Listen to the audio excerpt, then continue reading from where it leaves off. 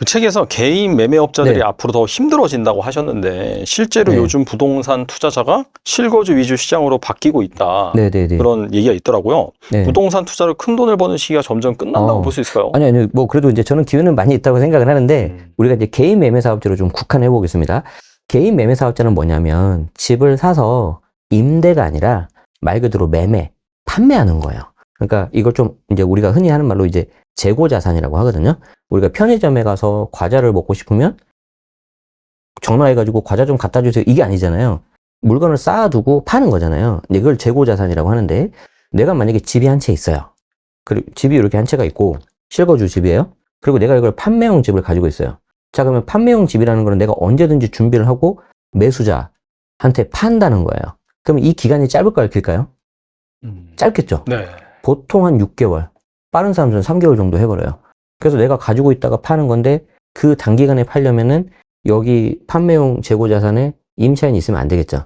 그래서 보통 이거를 잔금을 하고 소유권을 가져오고 공실로 둔 상태에서 어느 정도 수리해가지고 예쁘게 해놓고 딱 팔아요.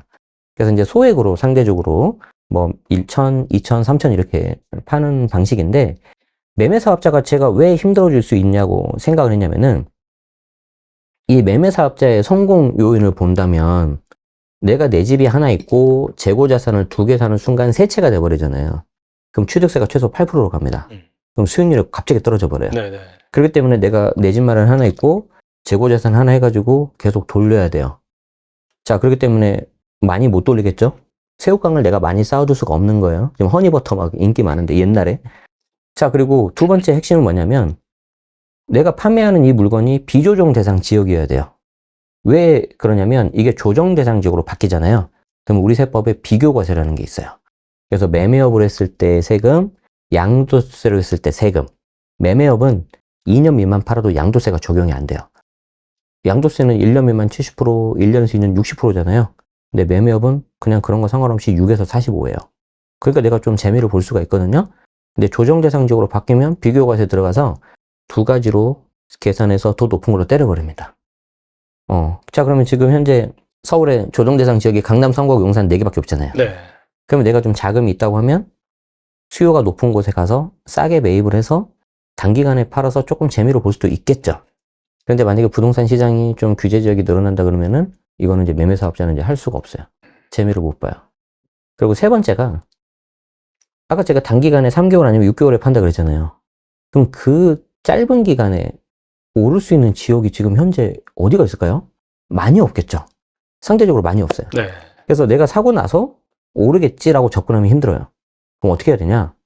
처음 살 때부터 싸게 사야 돼. 그럼 처음부터 싸게 산다면 뭐 금매를 생각하면 안 되고 경공매를 접목시켜야 돼요.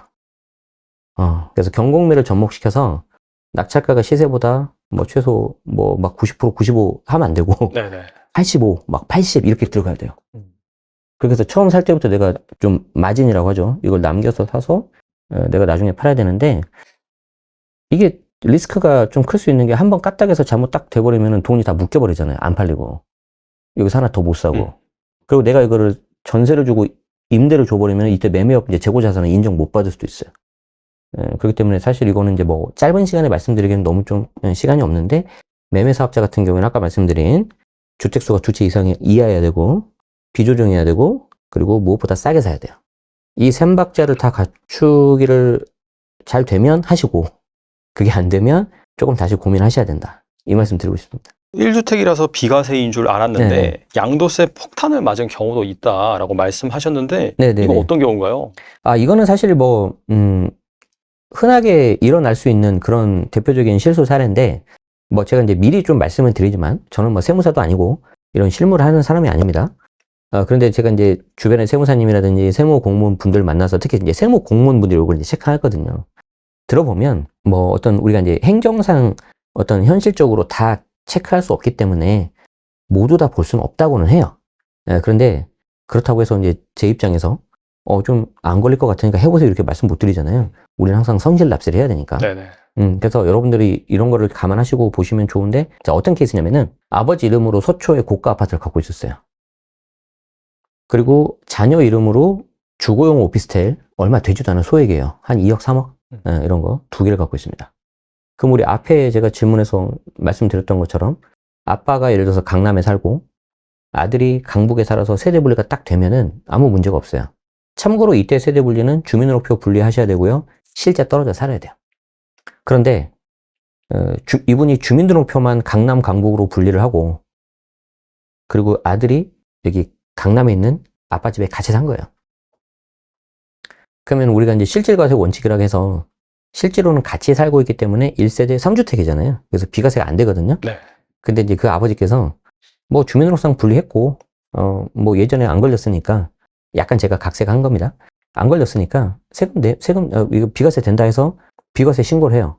그런데 이게 엄청 고가 주택이에요. 제가 보니까 양도가가 한 35억 정도 하더라고요. 그러면 12억 넘는 거에 대해서 세금 나온다 그랬잖아요. 1억 9천을 내요. 비과세인데.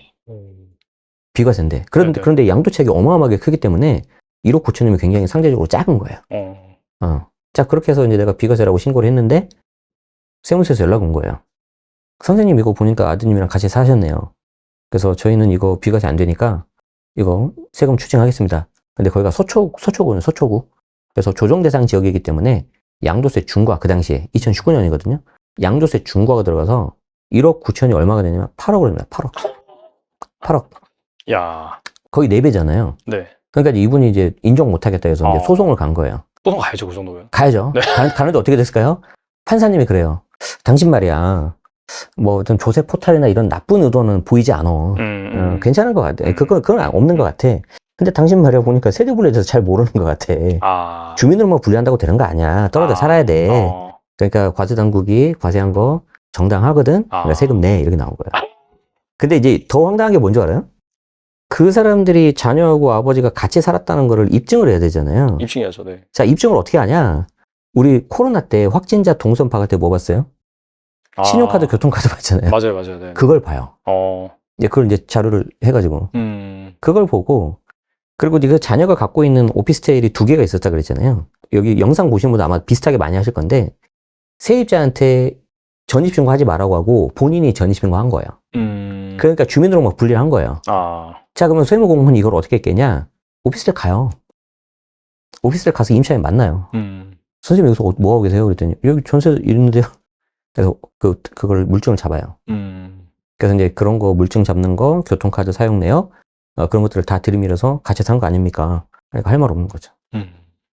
그렇게 해서 이제 8억 추징당한다. 야, 8억이면 진짜 와, 집 한 채인데. 와. 엄청나죠. 그래서 거듭 말씀드리지만 우리가 이제 1주택 비과세가 2년 보유만 하면 되고 조정대상 지역은 2년 거주만 하면 되니까 상대적으로 되게 쉽단 말이에요. 그런데 이때 1주택 비과세는 세대 기준으로 1주택입니다. 그럼 이때 세대는 같이 살고 있는 가족이에요. 그래서 같이 살고 있는 가족 중에 주택이 있는 없는지를 반드시 보고 있다면 미안하지만 내가 몇 달 후에 집을 팔아야 되니까 너 나가라. 근데 뭐 예를 들어서 오늘 전출을 하고 이사를 하고 내일 고가주택을 팔았다. 너무 붙어 있잖아. 너무 붙어 있네. 그럼 이제 좀 세무공무원 입장에서 좀 냄새가 나겠죠. 그렇게 하지 마시고 좀 몇 달 전에 넉넉하게. 예. 물론 뭐 이게 막 아까 말한 5억짜리 집, 6억짜리 이런 것까지는 다 현실적으로는 보지 못할 거라고 저도 예상을 하는데 제가 아까 앞서 말씀드린 것처럼 제가 실무하는 사람이 아니기 때문에 우리 입장에서는 원칙대로 하자. 그게 장기적으로 봤을 때 속 편하다. 이렇게 말씀드립니다. 증여세 과표가 1억까지는 10%라는 거 말씀드렸잖아요. 사실 우리 세법은 상속세하고 증여세 세율하고 과표가 동일합니다. 그러니까 증여세 아까 1억 10%, 상속세도 1억 10%예요. 그런데 이게 제가 나중에 이제 이미지 드리겠지만 보시면 우리가 지금 이렇게 일을 하면 회사에서 월급 받잖아요. 근로소득이라고 하죠. 내가 나중에 뭔가 자영업을 하면 사업소득이 발생을 하죠. 내가 만약에 10억을 벌었어요. 엄청 큰 돈이잖아요. 세금이 얼마 나오냐면 45% 나옵니다. 그러면 지방세 붙으면 49.5, 거의 절반 나오거든요. 그러니까 우리 나 혼자 산다 보면 전현무 씨, 뭐 거기뿐만 아니라 엄청 많이 나오시잖아요. 네네. 근데 뭐 TV 프로에서 인터뷰를 했는데 그런 말씀 하셨더라고요. 절반이 세금이라고. 맞는 말이죠. 맞죠. 49.5. 그분 네네. 10억 넘을 테니까. 네. 자, 그런데 똑같은 10억일 때 우리가 상증세, 상속, 특히 증여세 보잖아요. 세율이 몇 프로냐? 30%예요. 그럼 내가 만약에 여력이 된다면 자녀한테 상속이나 증여할 때 이걸 좀 활용하면 좋겠죠. 더 극단적인 예를 들어보겠습니다. 내가 1억 연봉을 받고 있어요. 굉장히 연봉 좀 많이 받고 있죠? 그런데 우리 회사에서 뭐 부모가 도와주면 그냥 뭐 안식년 1년 쉬게 해줄 수 있다는 거예요. 아니면 뭐 반대로면 내가 뭐 1년 동안은 근로소득으로 1억 벌기. 아니면 뭐 부모 찬스를 써서 1억 증여받을 수 있기. 뭐 한번 선택해보자고요. 자, 내가 회사를 1년 다니면서 1억을 받는다. 물론 좋긴 한데 아침 출퇴근 하셔야 되고요. 특히 오늘같이 눈 많이 온 날은 교통 장난 아니겠죠? 자, 그랬는데 거기에 뭐가 있어요? 세금이 거의 한 35%? 그러니까 세금 떼고 나면 내 손에 들어오는 돈은 한 6천, 한 500 정도? 요 정도 들어올 거예요. 거기에 건보로 나가지고 국민연금 4대 보험 나가야 되죠. 맞죠? 그런데 회사 안 나와도 돼. 근데 증여 1억 받으면은 세금만 내. 그럼 얼마예요? 10%잖아요. 1,000만 원만 내면 내가 9천을 가져가요. 그리고 1년 동안 내가 안식년으로 놀 수 있어. 그럼 뭘 선택할까? 당연히 안식년. 그러니까 무슨 말씀 드리고 싶냐면 10억 이하는 증여가 조금 더 유리할 수도 있다는 거예요. 물론 이거를 매번 할 수는 없겠지만. 네네. 그래서 이런 것까지 같이 고민해 보시면은 우리 상증세도 좀 재밌어진다. 네. 네, 그리고 올해 발표된 세법 개정안. 네. 통과 가능성이 있는 이슈인데, 이거 어떻게 보세요? 아, 지금. 네. 좀 개인적으로 굉장히 안타까운데, 7월 달에 세법 개정안 나왔을 때 이제 막 상속세 막 내린다, 뭐 연내만 내린다, 막 공제금액 어떻고 막 거의 전 국민이 막 뉴스를 보면서 막 공부도 하고 그러지 않았습니까? 근데 지금 머릿속에 다 잊어버렸죠. 왜냐면 묻어져 버렸잖아요. 그리고 이제 그 중에 시행령으로 개정할 수 있는 것도 막 상생임대 주택 연장한다든지 세금 특혜라든지 이런 것들은 시행령이니까 정부에서 그냥 했어요. 그럼 이제 상속세 세율 인하라든지 공제금액 인상 이런 것들은 이제 국회에서 통과가 돼야 되는데 이걸 어떤 과세 관점에서 법리 해석으로 좀 접근을 해야 되는데 너무 지나치게 여당 야당 입장에서 정쟁의 도구로 삼고 있는 게 아니냐. 그냥 뭐 이런 것들은 좀 감히 좀 말씀을 드리자면 우리 좀 교수님들이라도 좀 이렇게 시국선언을 좀 해서 이게 세법을 집값 잡는 수단으로 잡지 마라 해야 되는데 안타깝습니다. 저도 이게 뭐 나름 석사인데 박사는 제가 이제 도저히 능력이 안 돼서 못했고요. 네네. 그래서 결론적으로 보면은 이런 내용들이 전혀 보이지가 않고요. 야당에서도 지금 다시 뭐 부자 감세다, 세율 인하 못하겠다 하는데 부자 감세인 것도 물론 있지만 공제금액이라든지 1인당 5천만 원 정말 이게 정말 한 20년 넘게 이렇게 되고 있는 건데 인플레이션은 그동안에 막 엄청나게 발생해서 20년 동안 사실 우리가 김밥값이 얼마나 올랐습니까? 그러니까 한 4-5배 올랐는데. 예, 그런데 이런 거에 대해서 그거를 이렇게 부자 감세도 물론 일부 있어요. 최고 세율 뭐 그런 거는 당연히 저도 인정하지만 이렇게 하나로 뭉뚱그려서 이렇게 다 공격하는 건 좀 아닌 것 같아요. 그래서 정말 부자 감세인 거는 정말 면밀하게 봐야 되고 일반적인 사람들 입장에서 적용되는 것들은 또 이렇게 풀어줄 건 좀 풀어주고 좀 법이 현실화를 좀 따라가야 되지 않을까. 그래서 이런 것들을 봤을 때는 굉장히 안타깝게 생각을 합니다. 그런데 우리가 이제 안타깝다고 해서 푸념만 하고 있으면 안 되잖아요. 우리는 살 길을 찾아야 되기 때문에 시행령 개정된 아까 말씀드린 내년 상반기까지 제가 떠들 상생임대주택 하시고 여력 되시면 1번 조정 상생 세팅 하시고요. 2번 비조정 사면 완벽합니다. 그리고 이때 2번 비조정은 조정스러운 비조정을 사십시오. 말씀드렸죠? 아까 5개? 네. 네. 자막이 나갈 겁니다. 거기 사시면 괜찮습니다. 네.